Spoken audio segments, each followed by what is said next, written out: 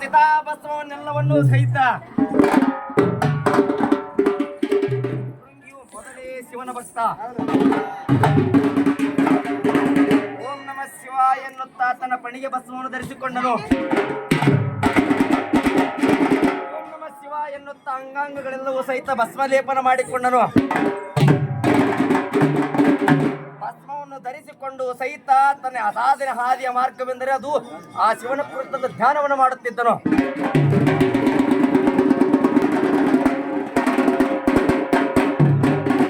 ಲಿಂಗ ಪೂಜೆ ದುರಾಂಧರ ಆಗಿ ಲಿಂಗ ಪೂಜೆ ಮುಗಿದ ಬಳಿಕ ಭಸ್ಮವನ್ನೆಲ್ಲ ಲೇಪಿಸಿಕೊಂಡು ಬೂದಿ ಬಡಕನಂತೆ ಆ ಶಿವನನ್ನು ಕುರಿತು ಘನಘೋರವಾದ ಧ್ಯಾನವ ಮಾಡುತ್ತಿದ್ದನು ದೇವ. ನಮ ಶಿವಾಯ ಓಂ ನಮ ಶಿವಾಯ.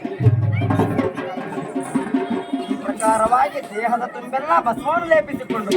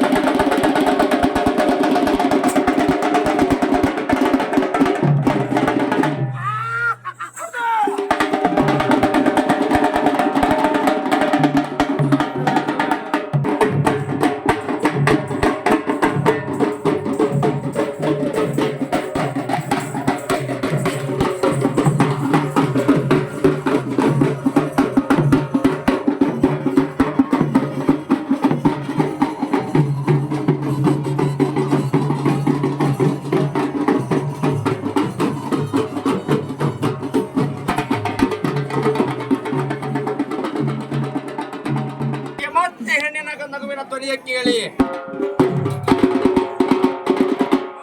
ಅಳಿಯಲಿಲ್ಲ ಎಂಬ ನುಡಿ ಕೇಳಿದ ಕ್ಷಣವೇ ಕಣ್ತೆರೆದು ನೋಡುತ್ತಾನೆ ಮಾಯಾವಿಯ ರೂಪ ಕುಳಿತಿರುವಳಲ್ಲ. ಅಲ ಮಾಯಿ, ಎಷ್ಟು ನಿನ್ನ ಮಾಯಾವಿತನದ ಆಟ. ಆಗ ಸಿದ್ಧನೇ ಸ್ವತಃ ಮೆಚ್ಚಿಕೊಂಡವನಾಗಿ ಆಗನ ಸಿದ್ಧನ ಮನವು ಸಹಿತ ಸಂತೋಷಗೊಂಡಿತು. ಶಕ್ತಿಯ ರೂಪವನ್ನು ಮೆಚ್ಚಿದಂತ ಯಾವ ಸಿದ್ಧನು ಹೌದಾ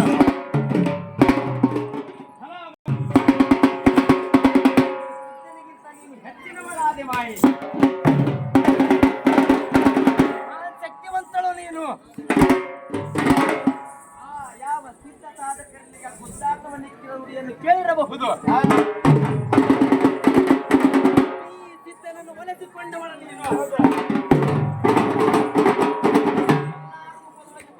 ನೋಡಿದರೂ ಸಹಿತ ಮಾಯಾವಿತನ ಮಾಯನ್ನು ಅಡಿಯ ನಿರ್ನಾಮ ಮಾಡಬೇಕೆಂದು ನಾನು ಮಾಡಿದರೂ ಸಹಿತ ನೀನು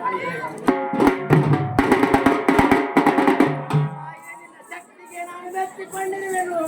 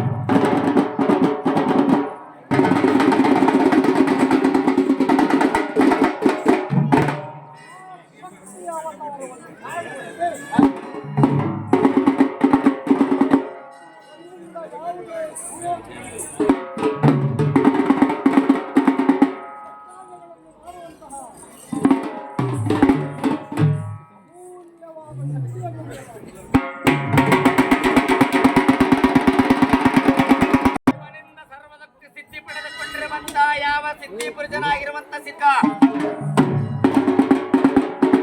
ಆಗಲೇ ಮಾಯೆ ನಿನ್ನ ಇಚ್ಛೆಯಂತಾಗಲೇ ತಥಾಸ್ತು. ನಿನ್ನಲ್ಲಿರುವಂತ ಮಾಯೆ ಎಂಬ ದುಷ್ಟ ಪದವು ಹೋಗಿ